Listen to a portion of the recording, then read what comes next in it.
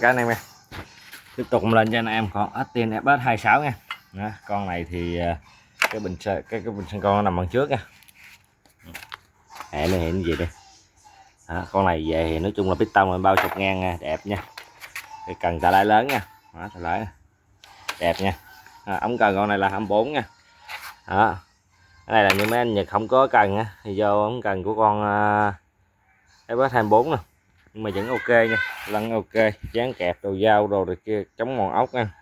Đó, nó về con ốc này nó bị sét quá, em có thay con ốc khác nha. Đó, cứng đồ dao cứng nha, đồ dao riêng luôn nha, ở tin nha. Test cái máy cho anh em nghe nha. Con này cũng là 35 ly nha, 26 cc nha.